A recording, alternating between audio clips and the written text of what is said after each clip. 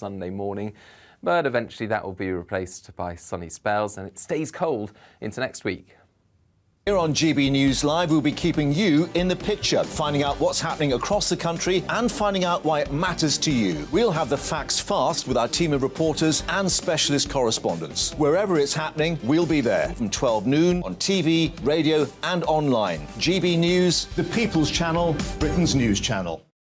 Join me every Sunday at 6 p.m. for Gloria Meets. In exclusive interviews, I'll be finding out who our politicians really are and what they really think. It's something that you would never want anyone to suffer. I didn't know what channels there were. I didn't think I'd be believed. I must have weighed about 7 stone and I'm 5'8". My instincts was to sort of cover this up. I mean, clearly that was a mistake. Join me every Sunday at 6 p.m. on GB News, the People's Channel, Britain's news channel.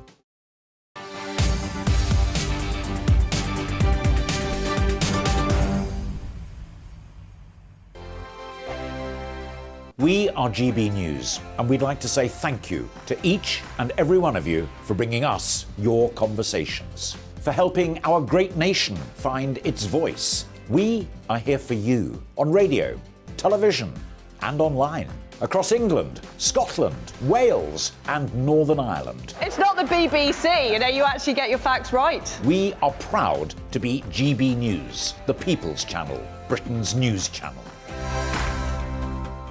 Hi there, it's Stephen and Anne.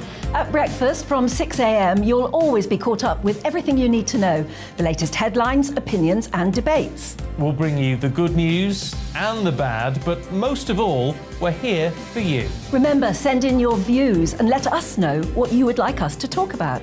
That's because we're your news channel. And every morning at 6 a.m, it's breakfast on GB News. Monday to Thursday on GB News, it's Bev Turner Today from 10 a.m. We're going to be here for you, our GB News family, to keep you up to date, but also make you smile. There's a guy who went from puberty to adultery. And I can't wait to bring a few of my own opinions. I have no time for cultural totalitarianism. We'll engage in passionate, but always polite debate, with your thoughts and opinions at the centre of it all. Only on GB News, the People's Channel, Britain's news channel.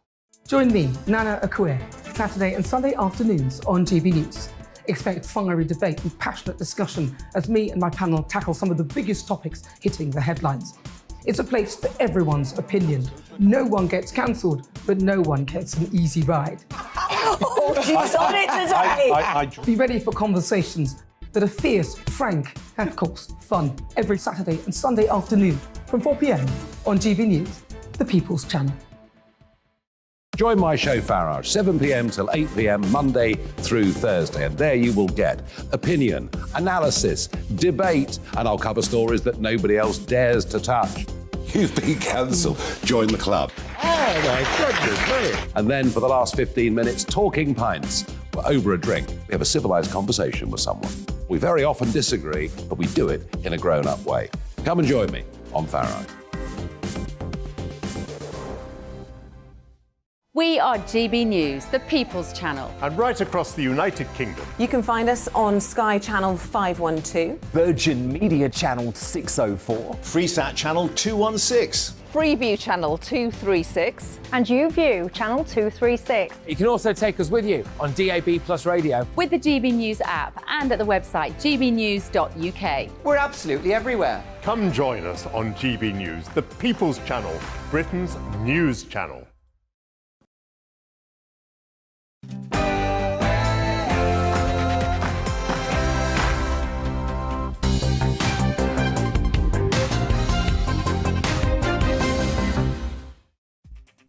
Hello and welcome to The Briefing. I'm Arlene Foster and here's what's coming up over the next hour. Not a day without a strike. As yet another walkout gets underway, this time postal workers, the Prime Minister pledges to introduce tougher laws against industrial action. We'll speak to Conservative MP James Daly on what the government has in mind. With political paralysis in Northern Ireland, a real impact on people's lives as households still await the £600 government payment.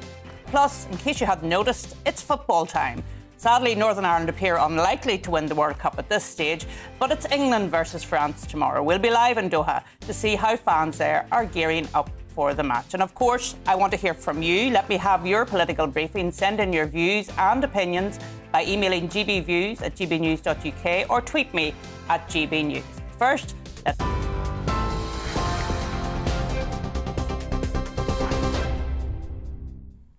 Thank you, Arlene. Good afternoon. It's 1 minute past 2. I'm Rhiannon Jones in the GB newsroom.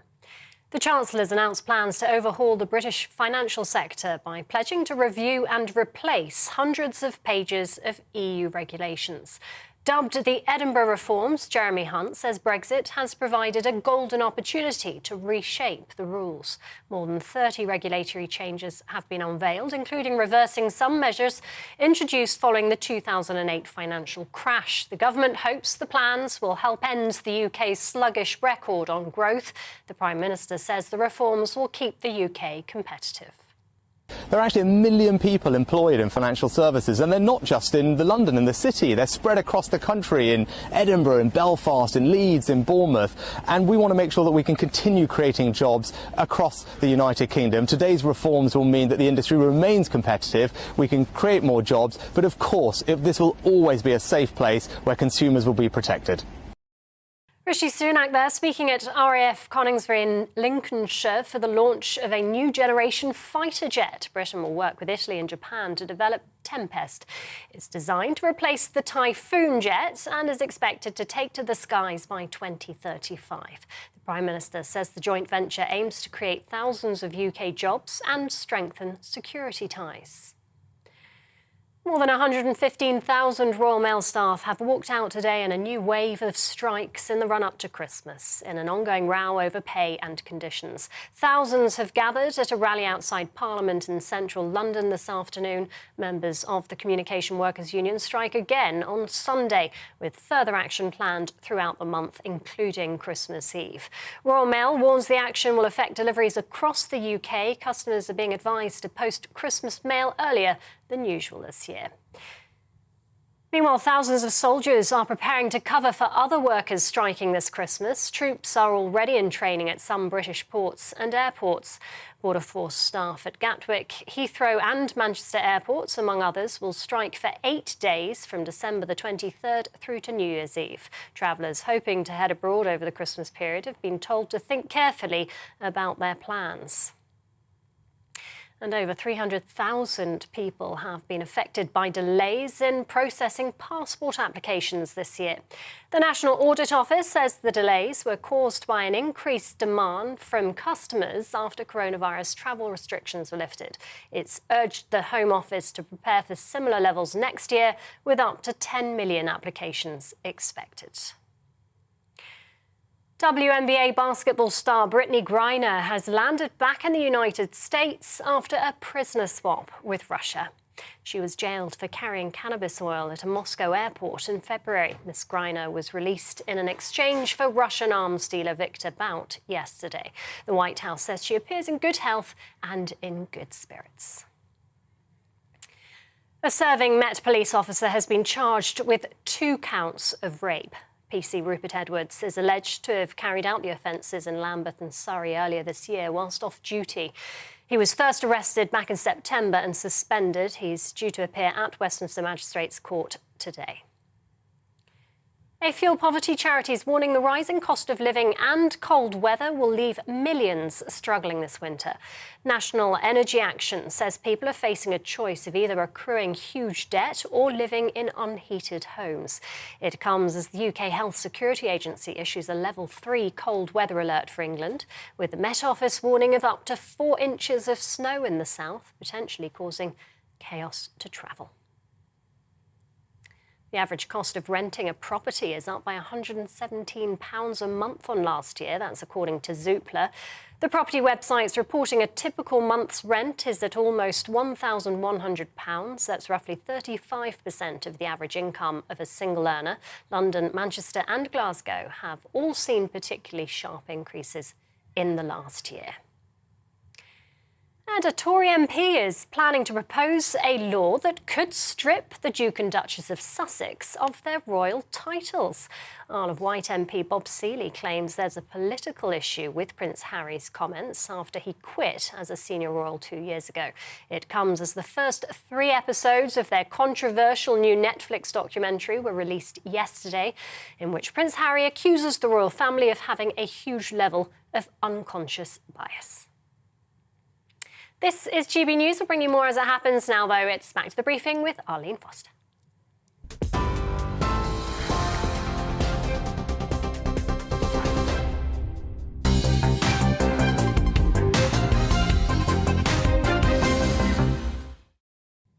Welcome to the Friday briefing. And Royal Mail workers have begun their wave of Christmas strikes today. 115,000 workers have walked out. That will impact deliveries right across the UK. They've decided to strike because of pay and working conditions, and they're due to strike on 5 more days in the run-up to Christmas, which does include Christmas Eve. Well, our national reporter, Theo Chikuma, is outside Parliament. And Theo, tell us what the situation is there.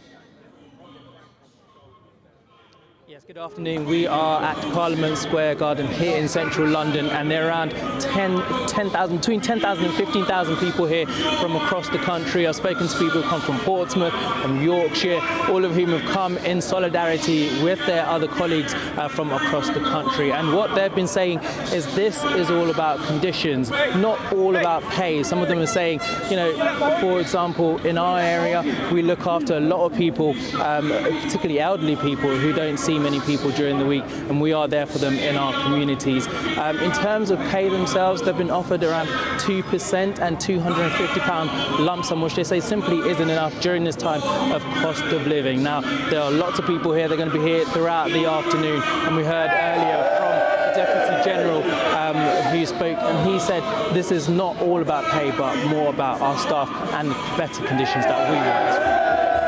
Yeah, Theo, but I think Royal Mail, and I hope you can hear me okay over that noise, Royal Mail would say that what they're trying to do is to compete with big companies like Amazon and Irvine, and they want them to work 7 days a week. And that's really the key to all of this, isn't it? Well, exactly, and that's a point that people who've spoken to have raised. They say we don't want to become like Amazon, we don't want to become like a gig economy. We want to be part of a company which has a long-standing, around 500 years, which has been serving the local communities across the country. And they say simply that isn't the direction we want to go. And a lot of people here have been chanting Thompson out, Simon Thompson, the Chief Executive of Royal Mail, who we saw in an open letter saying we aren't going to be making people take up compulsory redundancies if they don't have to work on Sundays. But we heard from CWU earlier saying that is only going to be lasting around till March next year. So that's why a lot of these people are here today.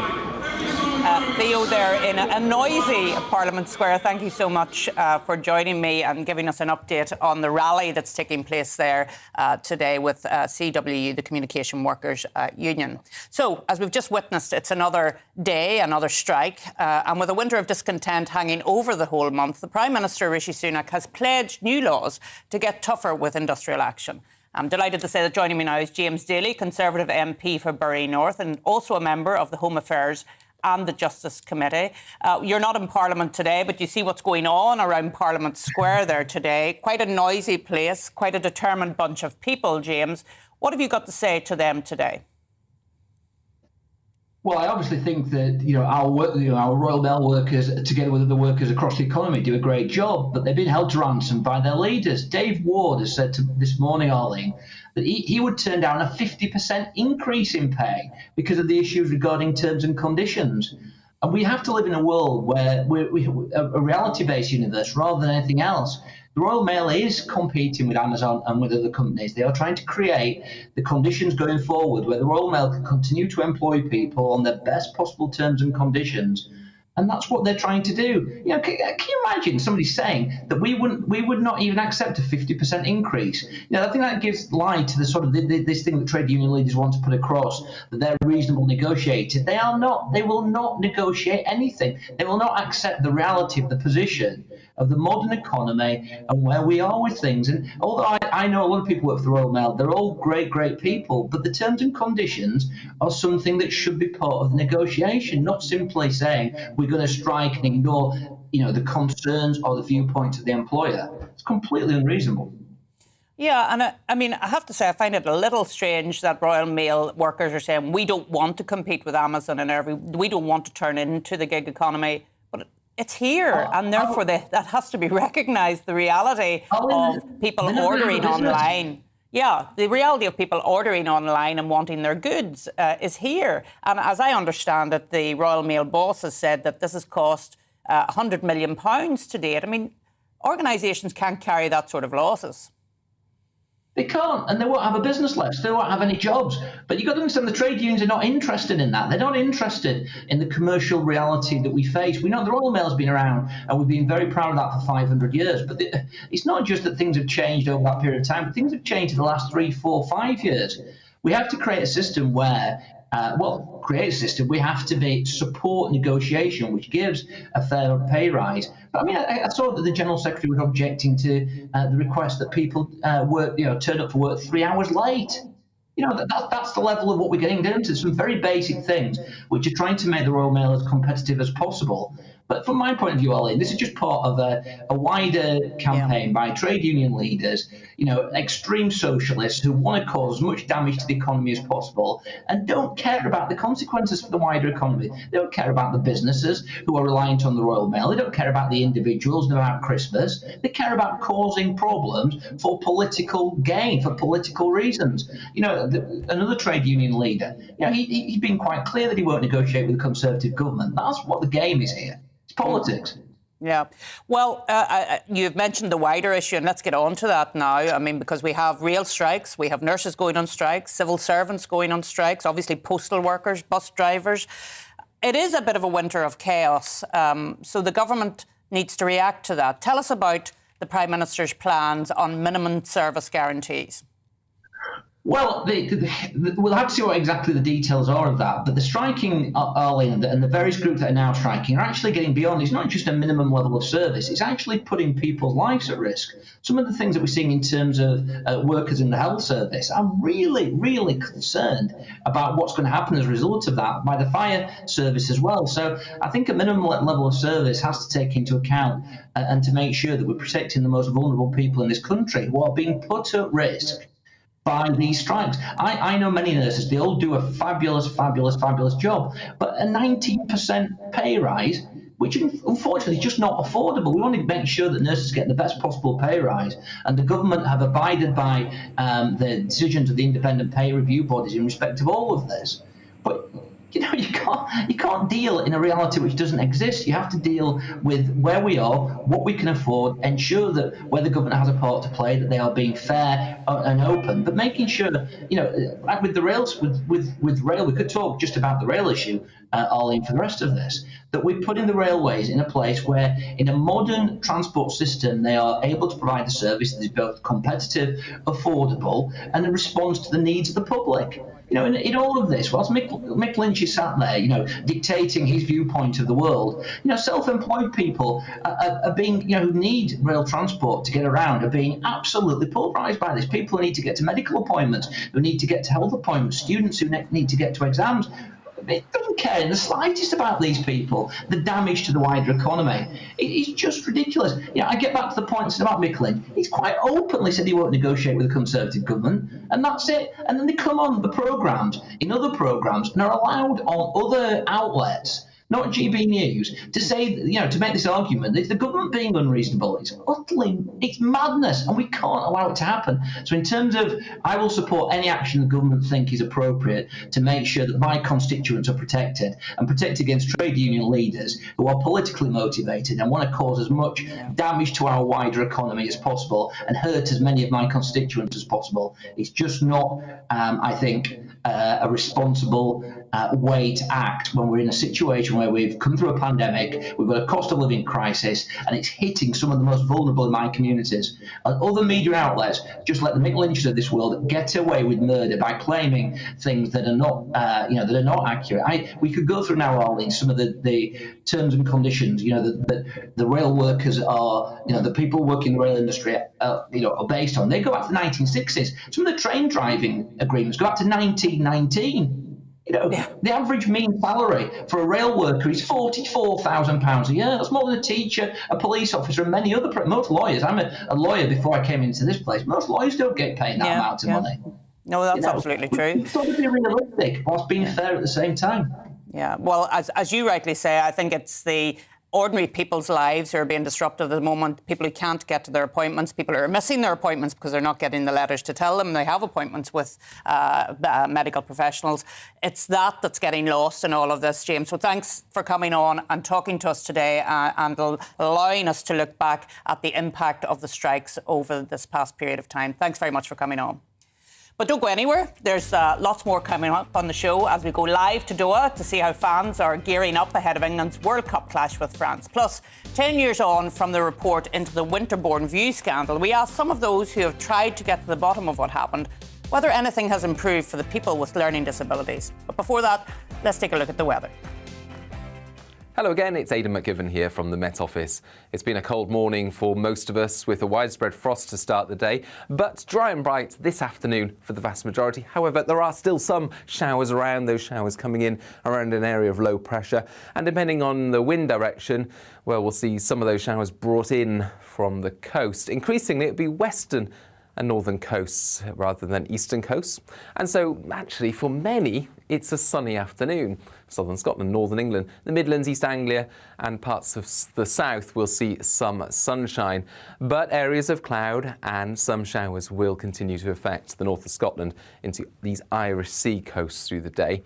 Wherever you are, though, temperatures will be on the low side, 2 to 4 Celsius at the most, and in some spots, particularly over higher ground, those temperatures staying below freezing. And it's over higher ground where the snow will most significantly build up through the night. Northern Scotland especially, a few more centimetres here, but parts of Northern Ireland inland, as well as inland parts of northwest England, North Wales and perhaps parts of the southwest later on. Around coastal areas where we get sleet and rain showers and temperatures falling below freezing, some icy patches around, so northern and western parts as we begin the weekend. A widespread frost wherever you are, though. Temperatures in some shelter spots below -6 Celsius, and where we've got some snow cover across Scotland, those temperatures potentially below -10 Celsius. So through Saturday, further showers to come in the north and across some of these western fringes. Again, over any higher parts of the north and west, we'll see some snow, some at lower levels, but around the coast, mainly rain and sleet showers. And for many, actually, away from these northern and western coasts, it's sunny skies through Saturday, and then another widespread frost on Saturday night. There'll be some dense freezing fog patches on Saturday night as well, so some poor visibility about on Sunday morning. But eventually that will be replaced by sunny spells, and it stays cold into next week.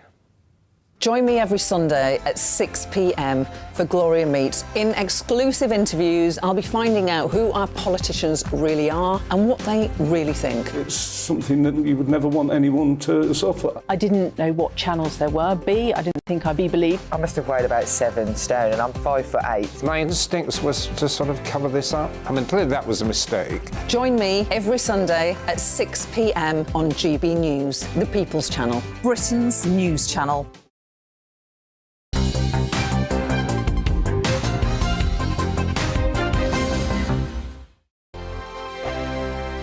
Monday to Thursday, 9 p.m. till 11 p.m. Join me, Dan Wootton. I'll bring you the sharpest takes and hottest debates. Do you not believe in prison? I don't believe in prison. I'm completely stunned. I guarantee you there'll be no spin, no bias, no censorship. I actually was personally quite offended by it. And no reason to go to bed. So I guess they've always been quite woke. That's Dan Wootton tonight on TV, radio and online. Monday to Thursday from 9 p.m. till 11 p.m. on GB News. The People's Channel, Britain's news channel. Every morning from 6 o'clock, we'll wake you up with GB News Breakfast with all the stories you didn't know from the night before. So whether it's serious news, entertainment, or your own views from all over our great nation, we're here to kick off your day with a smile. The national media should be reflecting and reporting what's happening here. You will notice the northwestern accents. Whether you're with us on TV, radio, or online, every morning, it's breakfast from 6 a.m. Hope you can join us. Join me every Sunday at 6 p.m. for Gloria Meets. In exclusive interviews, I'll be finding out who our politicians really are and what they really think. It's something that you would never want anyone to suffer. I didn't know what channels there were. B, I didn't think I'd be believed. I must have weighed about 7 stone and I'm 5'8". My instincts was to sort of cover this up. I mean, clearly that was a mistake. Join me every Sunday at 6 p.m. on GB News, the People's Channel, Britain's news channel. Hello there, it's Eamon Holmes here from Breakfast on GB News. We're not just on your television and your screens, you know. We're on DAB plus digital radio, so you can listen to your favourite shows on the move. If you've not yet listened to GB News Radio, it's very simple. We're on your radio player and TuneIn apps, on your smart speaker, phone or tablet, or online at gbnews.uk. Take us with you wherever you go. GB News Radio. You never have to miss a moment of the People's Channel. My name's Tom Harwood and join me 9:30 a.m. every weekday for The Briefing, your one-stop shop for everything you need to know about what's going on in politics today. I wonder if this is a deal that might need to be like the biscuits in this factory, twice baked. Is there not an opportunity here to win out against the extremes? Tom Harwood, GB News. What are you going to do about it? Things should have been done differently, and they certainly are being done differently. Don't miss it. The Briefing with me, Tom Harwood, 9:30 Monday to Friday on GB News. Hello, I'm Simon Evans. Join me on GB News for Headliners at 11 p.m, where I'll be joined by two of the country's top comedians as we take a look at tomorrow's newspapers tonight. If it's a big story, we'll be covering it, I guarantee, but we'll also have some fun along the way. That's GB News Headliners at 11 p.m. We won't put you to sleep, unlike some of the other paper review shows out there. So join us, 11 p.m, 7 nights a week.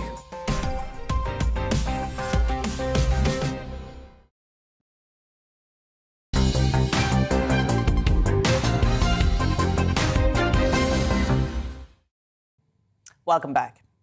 Well, Northern Ireland households have not received the £600 government payment. They were due to receive a £400 payment to help with energy costs this winter as part of a UK-wide scheme. And then in his autumn statement, Chancellor Jeremy Hunt said all households in Northern Ireland would receive an additional £200 payment in recognition of the region's dependence on home heating oil.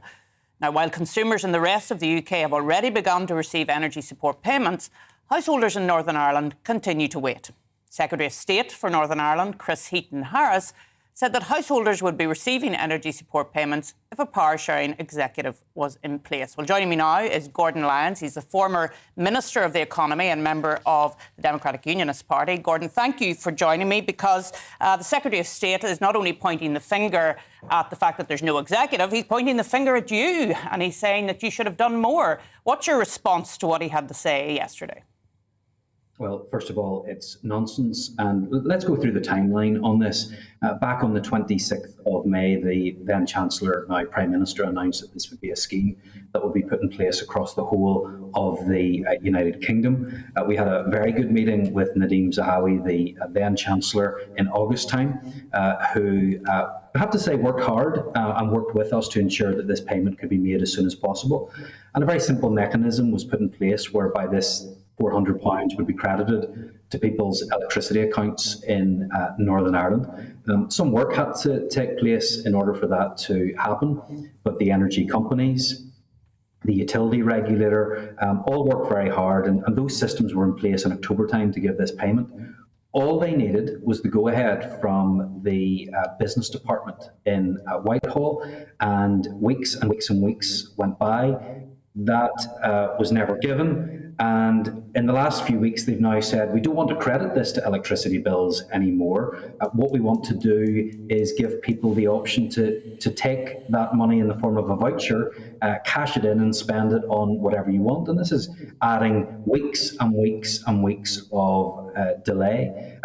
Whether an executive were in place wouldn't have made a difference. This funding was available in Scotland, it was available in Wales, even though they have their own devolved administration. So it's nonsense to try and shift the blame onto me, onto my party, or onto the Northern Ireland institutions at this time, because they agreed the system that was to be put in place and they haven't delivered on it. Yeah, Gordon, and it seems a little strange to me that they would change at such a late stage to say that they will set up a separate scheme whereby people can cash in a voucher, because you and I both know that when you start a new scheme like that, it takes weeks and weeks to put in the mechanisms and the safeguards to make sure that it's delivered properly.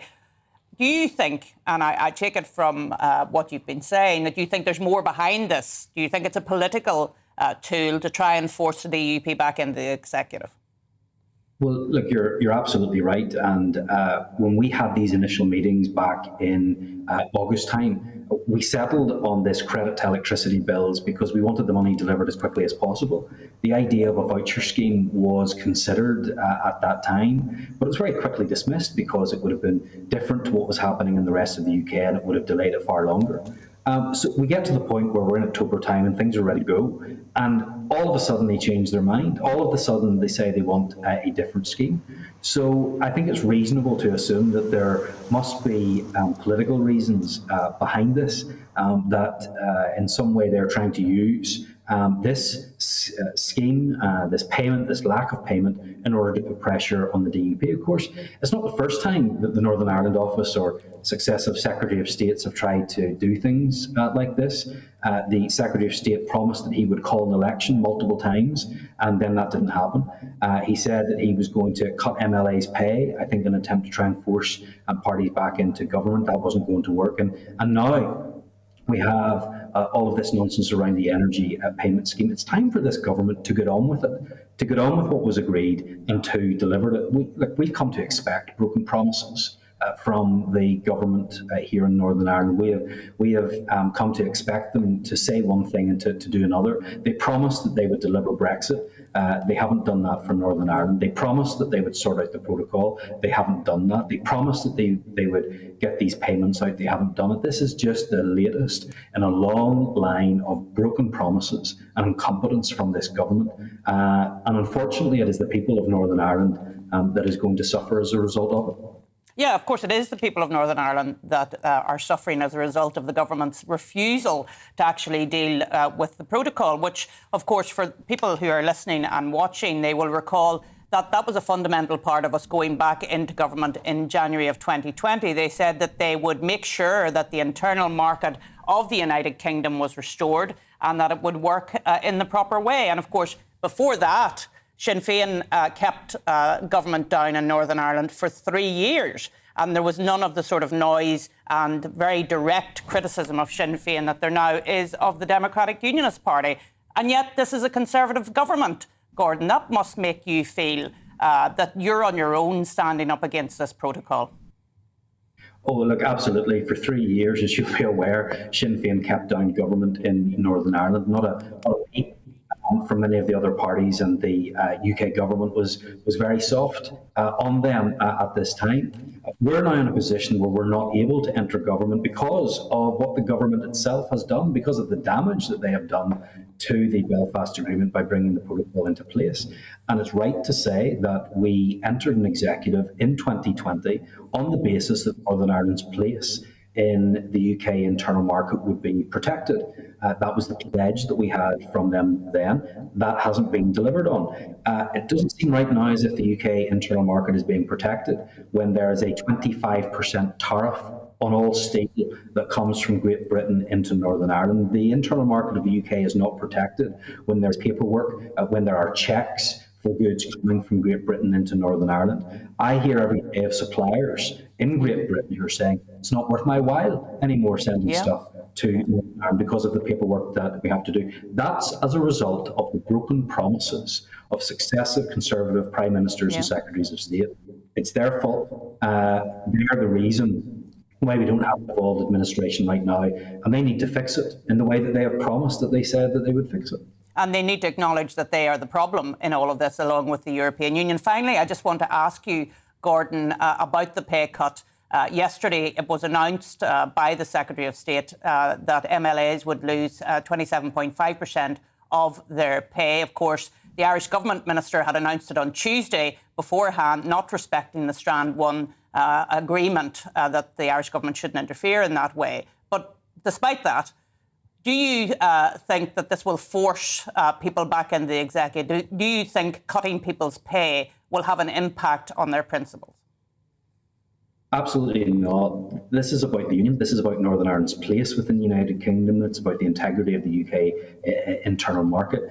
If the Secretary of State or the UK government believe that a cut to pay of MLAs is going to get us to abandon essentially the integrity of the United Kingdom, they are wrong. This is an important fundamental issue. It's a constitutional issue, absolutely, but it has huge economic consequences as well, and the government need to respect that. Of course, as you've just explained, they have not been good at respecting our place within the United Kingdom, as it seems that they are telling foreign ministers of a different country, in this case the Irish Foreign Minister, what his plans were before he even told politicians here in Northern Ireland. So there's a clear lack of respect for the devolution settlement. There's a clear lack of respect for Northern Ireland and its place in the United Kingdom. And that needs to change, because I do not believe that that is something that Conservative voters had voted for in 2019, for a government that would be so disrespectful to Northern Ireland. Well, thanks, Gordon. I mean, we hear a lot about respecting the Belfast Agreement, but there didn't seem to be much respect of the Belfast Agreement in that respect. So thank you for joining me and explaining the position of the DUP today. But don't go anywhere. There's lots more coming up on the show. We'll be live in Doha ahead of England's quarter-final clash against France this weekend. Plus, 10 years on from the report into the scandal at Winterbourne View, we ask if anything has improved for those people with learning disabilities or autism. But first, here's your news headlines.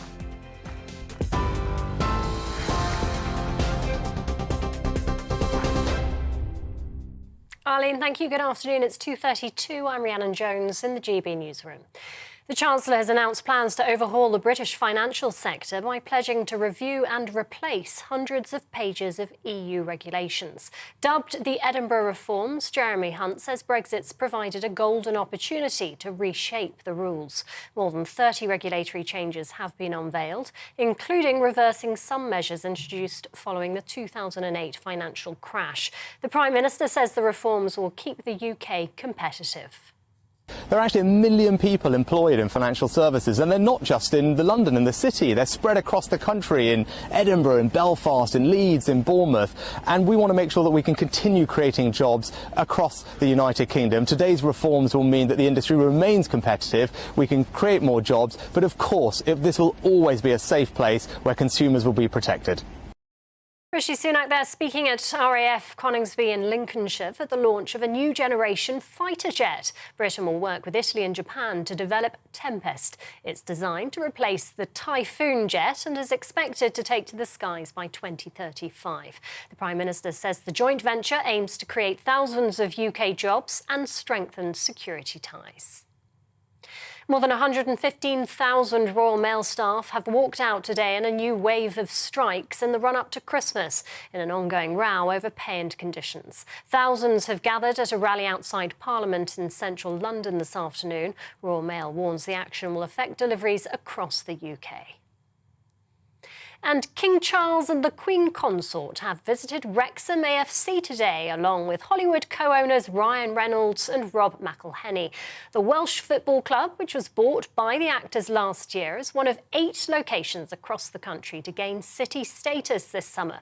The Royals met players and other members of staff during a tour of the stadium. TV online and DAB Plus Radio, this is GB News. Don't go anywhere. The Briefing with Arlene is back in just a moment.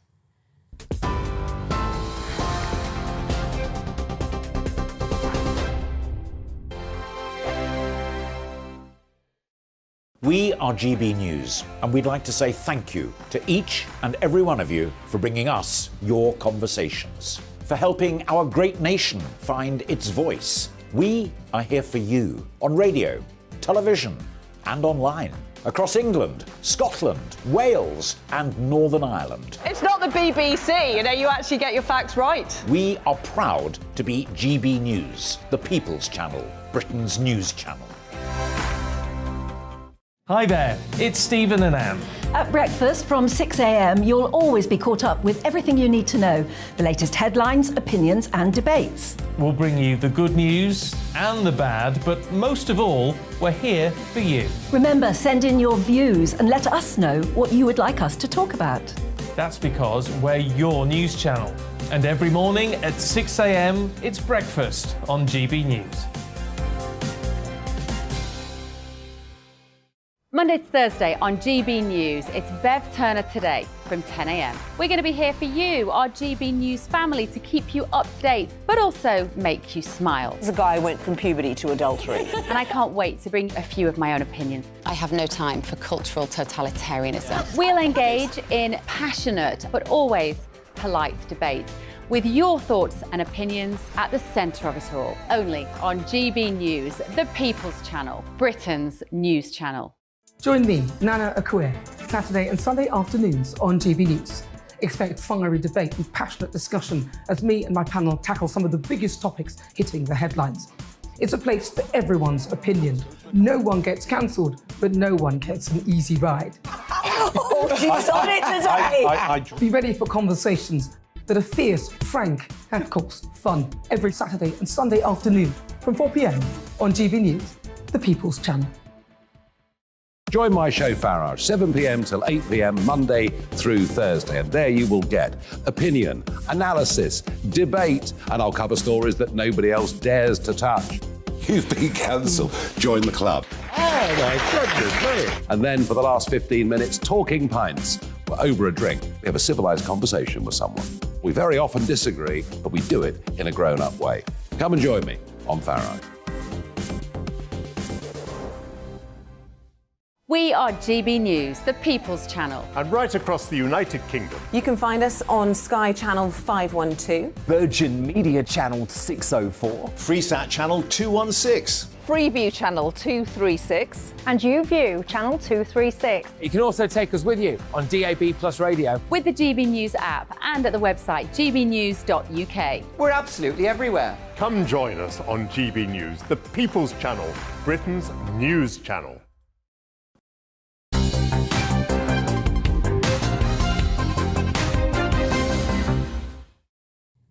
Welcome back to the programme. Well, in 2011, footage from Winterbourne View Hospital in Gloucestershire shocked the nation. The institution was meant to care for people with learning disabilities. Vulnerable patients were instead beaten and abused.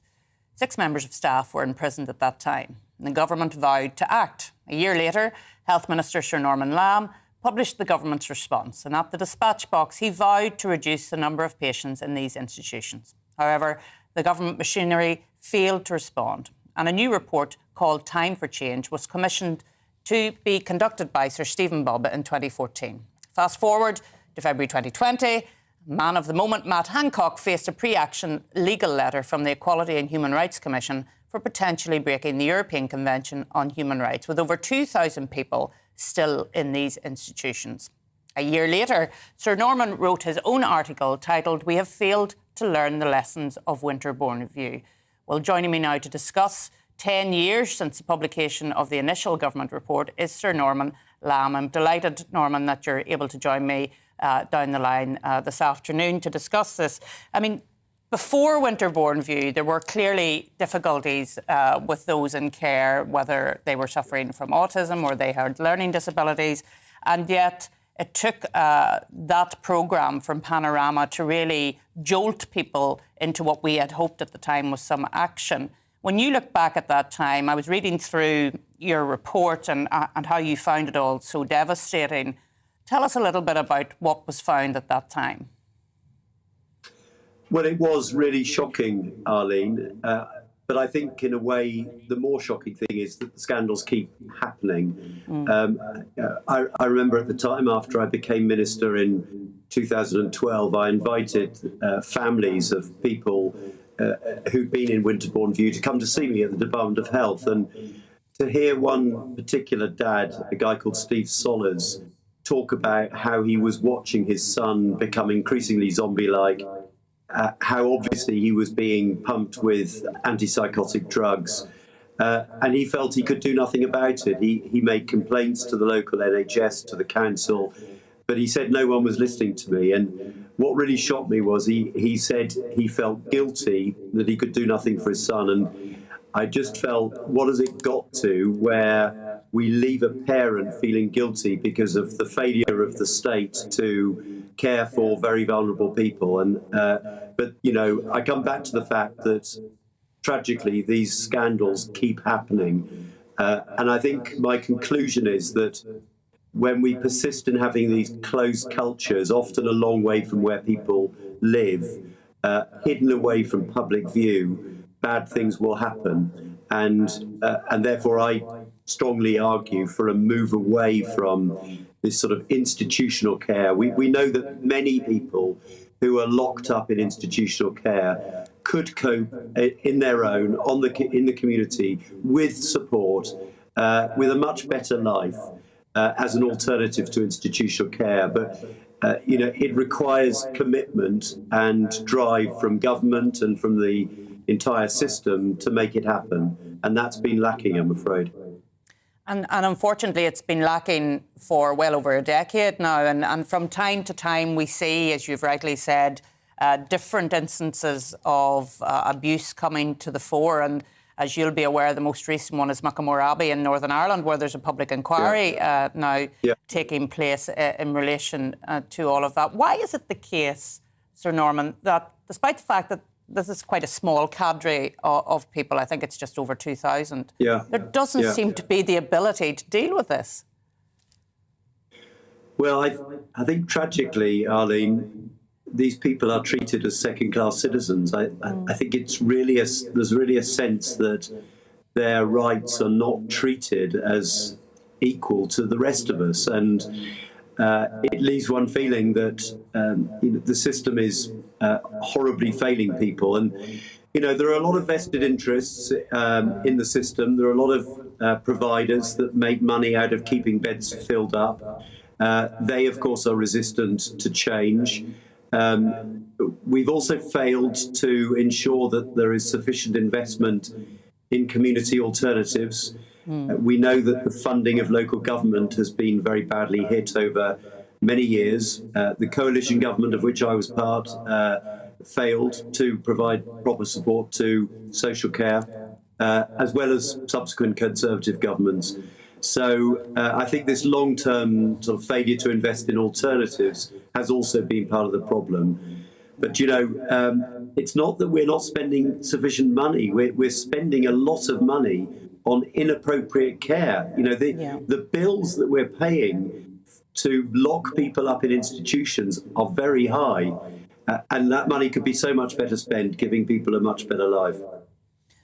Yeah, and it strikes me as very much, we used to talk in government about invest to save, to actually make an investment, and allow people to live in the community would actually save money in the medium to longer term, because you wouldn't have these institutions that you have to run.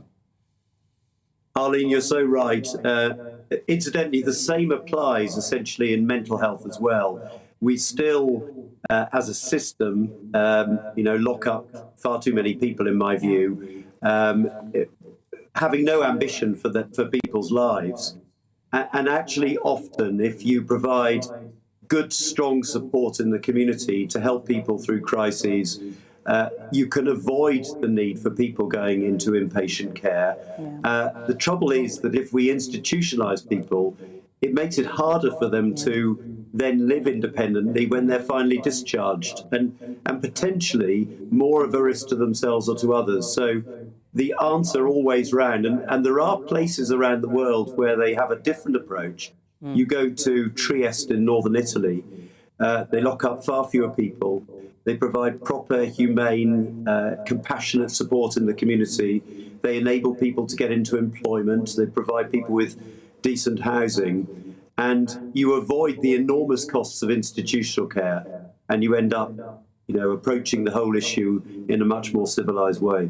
in a much more humane way.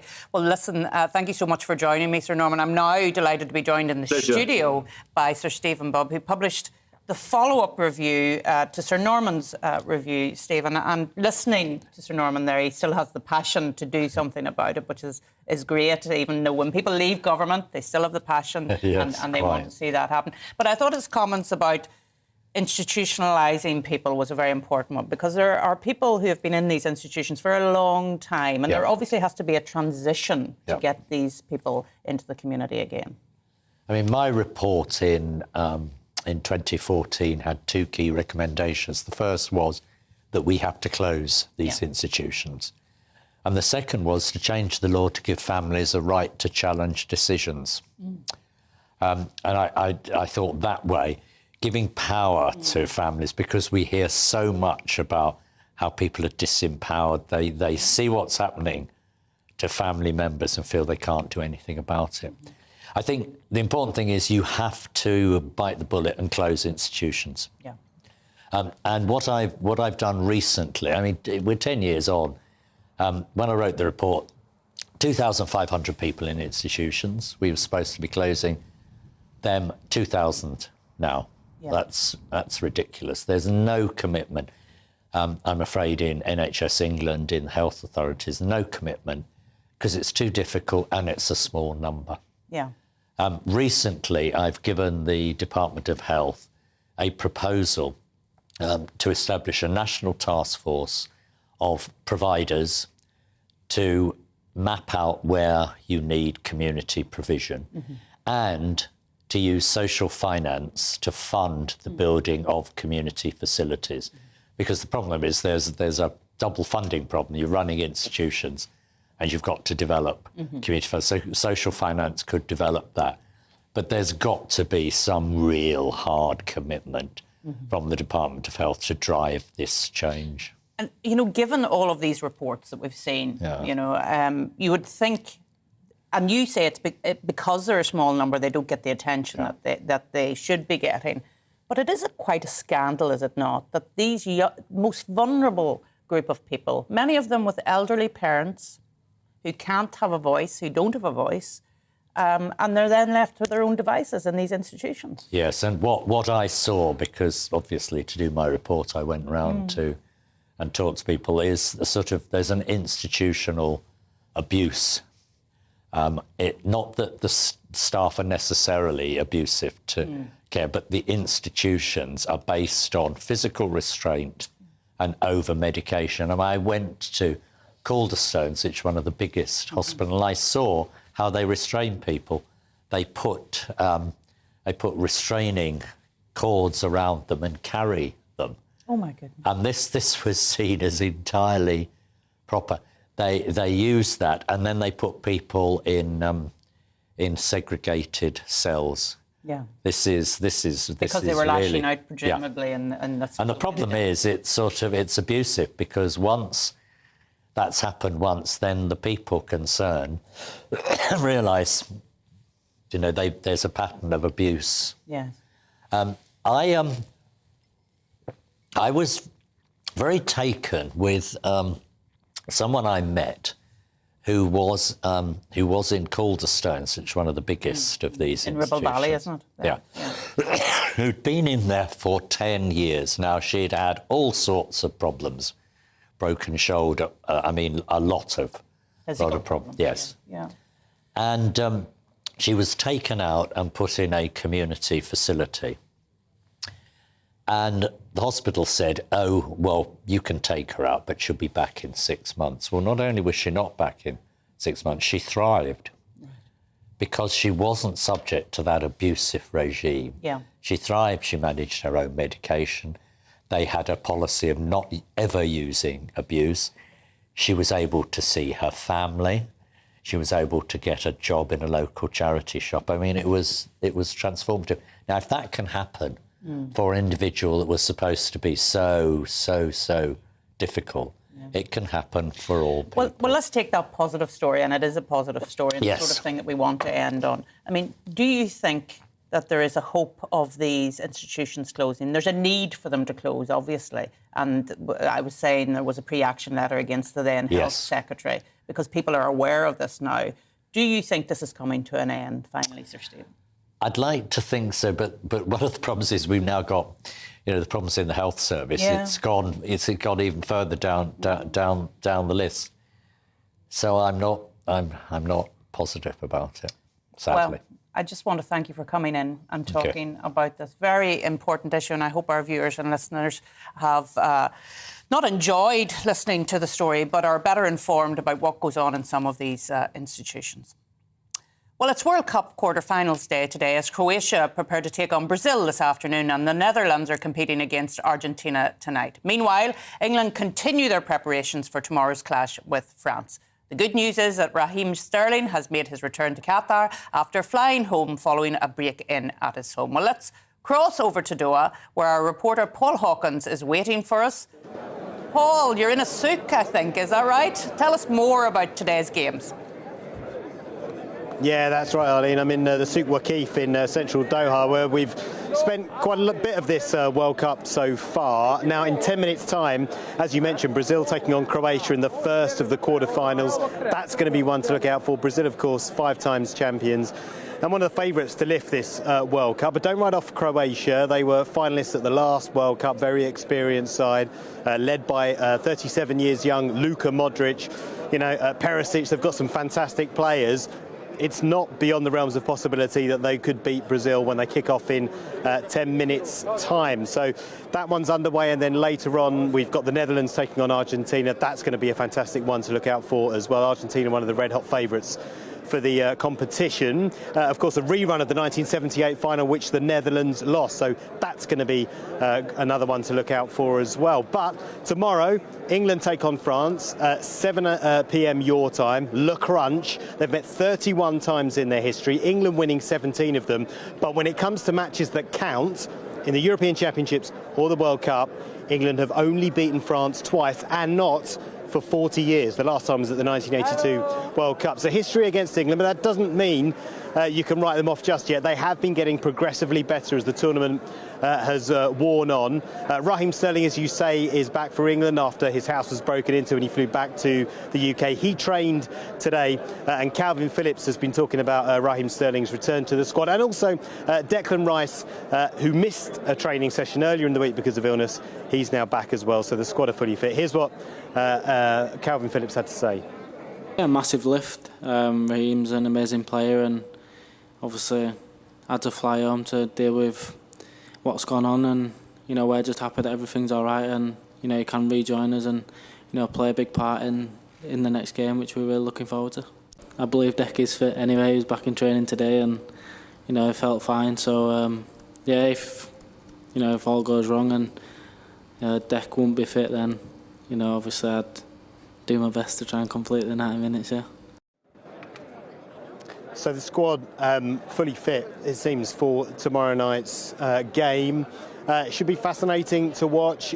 We know that Didier Deschamps gave a press conference earlier today, the France manager, and he said that England have no weaknesses. And there are some interesting matchups as well. You've got Kylian Mbappe, the world's best player, really fast player, playing against Kyle Walker, the English defender, who's also very fast. Then you've got Hugo Lloris, the French keeper, who plays for Tottenham Hotspur, along with Harry Kane, England's captain. So some interesting, fascinating duels on the pitch, and plenty for the England fans to look forward to.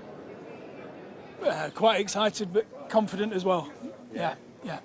How confident? Because we are playing the world champions, right? Are we?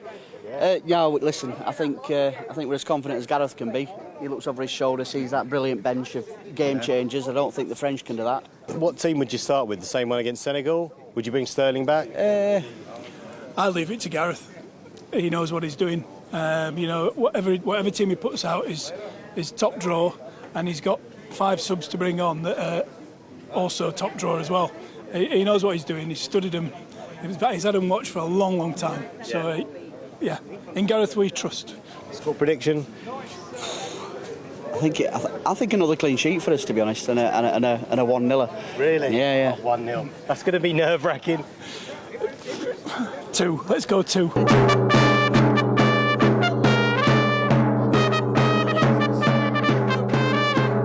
Jingle bells, jingle bells, jingle all the way. Oh, what fun it is to say England win away. Hey! Yeah, so that's England against France tomorrow night, but at the moment the focus very much on Brazil-Croatia, which is kicking off shortly, and then later on the Netherlands facing Argentina. Should be a cracker, that one. Yeah, Paul, thanks so much for joining us and the fans in good voice there. It's good to see them enjoying themselves in Doha, and we'll speak to you soon, no doubt, on the channel. Well, thanks everybody for watching today. You've been watching and listening to The Briefing with me, Arlene Foster. I'll be back next Friday at 2 p.m. But up next, it's Patrick Christie's. Hello again, it's Aidan McGivern here from the Met Office. It's been a cold morning for most of us with a widespread frost to start the day, but dry and bright this afternoon for the vast majority. However, there are still some showers around, those showers coming in around an area of low pressure. And depending on the wind direction, well, we'll see some of those showers brought in from the coast. Increasingly, it'll be western and northern coasts rather than eastern coasts. And so actually for many, it's a sunny afternoon. Southern Scotland, northern England, the Midlands, East Anglia and parts of the south will see some sunshine. But areas of cloud and some showers will continue to affect the north of Scotland into these Irish Sea coasts through the day. Wherever you are, though, temperatures will be on the low side, 2 to 4 Celsius at the most, and in some spots, particularly over higher ground, those temperatures staying below freezing. And it's over higher ground where the snow will most significantly build up through the night. Northern Scotland especially, a few more centimetres here, but parts of Northern Ireland inland, as well as inland parts of northwest England, North Wales and perhaps parts of the southwest later on. Around coastal areas where we get sleet and rain showers and temperatures falling below freezing, some icy patches around, so northern and western parts as we begin the weekend. A widespread frost wherever you are, though. Temperatures in some shelter spots below -6 Celsius, and where we've got some snow cover across Scotland, those temperatures potentially below -10 Celsius. So through Saturday, further showers to come in the north and across some of these western fringes. Again, over any higher parts of the north and west, we'll see some snow, some at lower levels, but around the coast, mainly rain and sleet showers. And for many, actually, away from these northern and western coasts, it's sunny skies through Saturday, and then another widespread frost on Saturday night. There'll be some dense freezing fog patches on Saturday night as well, so some poor visibility about on Sunday morning. But eventually that will be replaced by sunny spells, and it stays cold into next week. Join me every Sunday at 6 p.m. for Gloria Meets. In exclusive interviews, I'll be finding out who our